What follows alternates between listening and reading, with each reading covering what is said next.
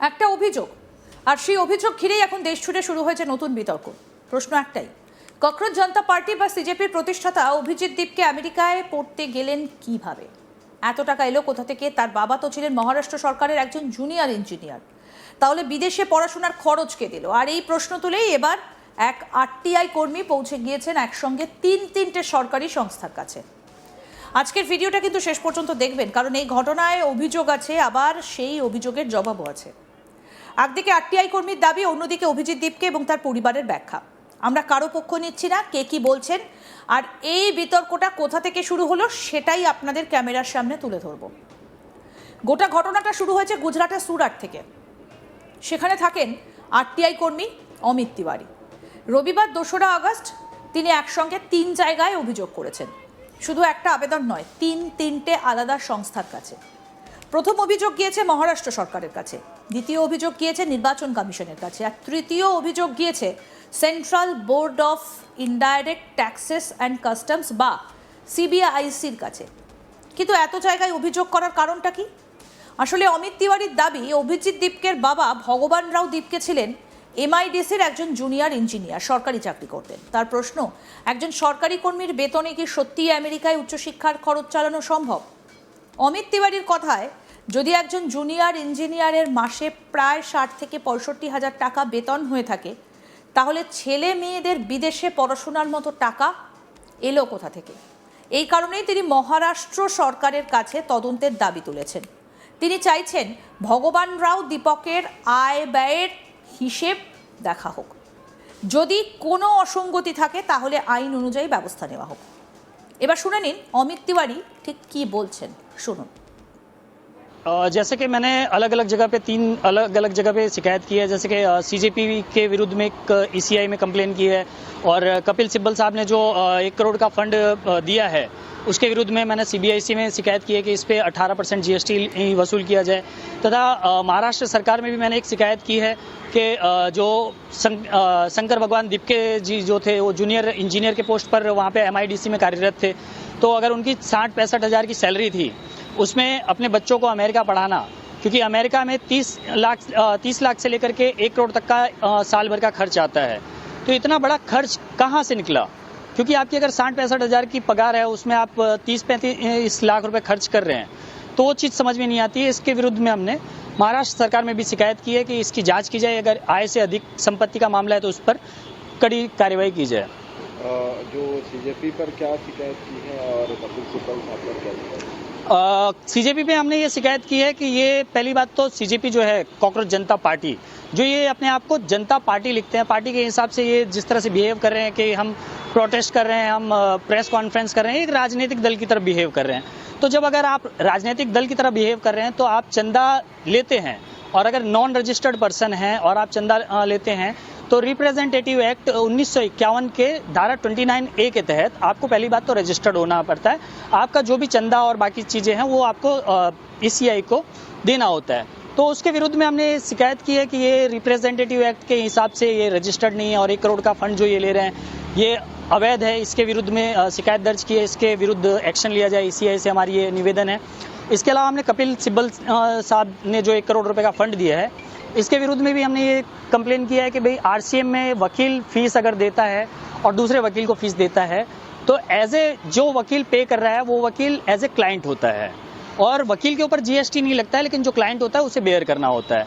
20 लाख के टर्नओवर के ऊपर अगर सर्विस पोर्शन है, उस पर 20 लाख पे आपको जीएसटी पे करना होता है। तो यहाँ तो सर्विस पे 1 करोड़ का सर्विस कपिल सिब्बल साहब कह रहे हैं कि 1 करोड़ का हम इसमें फंड रिलीज कर रहे हैं, फंड दे रहे हैं।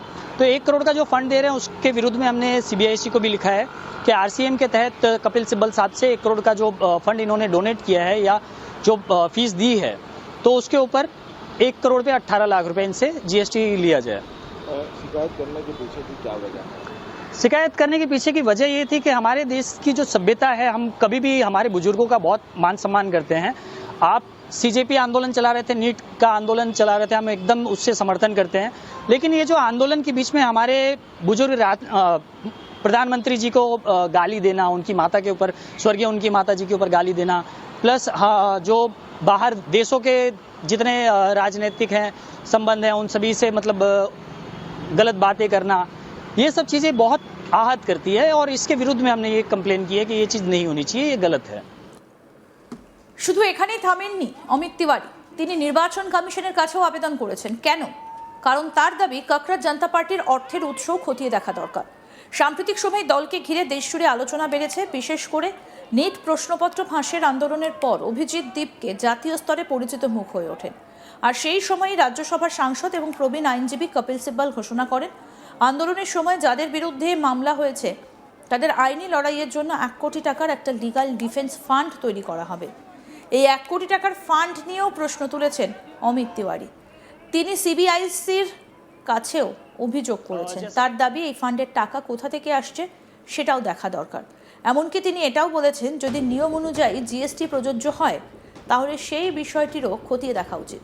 অর্থাৎ একদিকে বিদেশে পড়াশোনার খরচ নিয়ে প্রশ্ন, অন্যদিকে রাজনৈতিক দলের অর্থের উৎস নিয়েও প্রশ্ন। স্বাভাবিকভাবেই এই অভিযোগ সামনে আসার পর শুরু হয়েছে জোর বিতর্ক। কিন্তু গল্পটা এখানেই শেষ নয়, কারণ অভিযোগ ওঠার ঠিক পরদিনই সামনে আসেন অভিজিৎ দীপকে। প্রবীণ সাংবাদিক বরখা দত্তকে দেওয়া এক সাক্ষাৎকারে তিনি একে একে সব প্রশ্নের উত্তর দেন। অভিজিৎ দীপকের দাবি, তার বিদেশে পড়াশোনার টাকা কোনো গোপন সম্পত্তি থেকে আসেনি। তিনি বলেন, বস্টন ইউনিভার্সিটি তাকে স্কলারশিপ দিয়েছিল, আর বাকি টাকার জন্য নেওয়া হয়েছিল এডুকেশন লোন। তিনি স্পষ্ট বলেন, আমার পড়াশোনার সব থেকে বড় অংশ এসেছে বস্টন ইউনিভার্সিটির স্কলারশিপ থেকে, আর একটা শিক্ষা ঋণও নিয়েছিলাম, সেই ঋণের টাকা এখনও শোধ করতে হবে। শুধু মুখে দাবি করেননি, সাক্ষাৎকারে নিজের স্কলারশিপ লেটারও দেখিয়েছেন বলে জানিয়েছেন তিনি। অর্থাৎ অভিজিৎ দীপকের দাবি সব কিছুই বৈধ পথে হয়েছে, কোনো গোপন সম্পত্তি নয়, কোনো কালো টাকা নয়, স্কলারশিপ আর শিক্ষা ঋণ। কিন্তু এখানেও আরও একটা তথ্য সামনে আসে।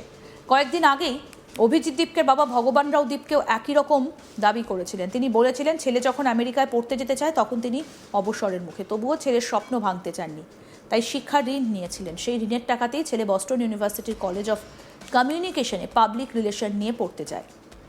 আর সব থেকে বড় কথা, তিনি দাবি করেছেন সেই শিক্ষা ঋণের কিস্তি এখনও শোধ করছেন। অর্থাৎ বাবা যা বলছেন, ছেলেও প্রায় একই কথা বলছেন, দুজনেই শিক্ষা ঋণের কথা বলেছেন।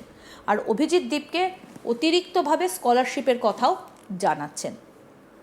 এবার আসি সিজেপির ভবিষ্যতের অর্থের উৎস নিয়ে।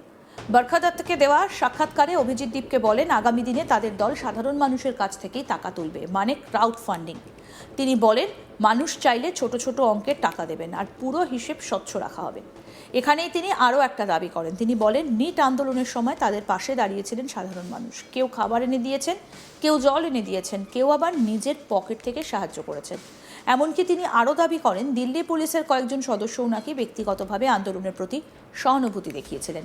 তাদের পরিচয় প্রকাশ না করার অনুরোধ করে আন্দোলনকারীদের জন্য জলের বোতল পাঠিয়েছিলেন বলেও দাবি করেছেন অভিজিৎ দীপকে।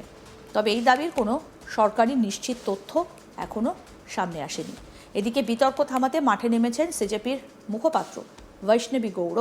তার অভিযোগ, একজন সাধারণ মানুষকে বেছে টার্গেট করা হচ্ছে। তিনি বলেন, কোনো প্রমাণ ছাড়াই শুধু অভিযোগ তুলে একজনের পরিবারকে বিতর্কে টেনে আনা ঠিক নয়।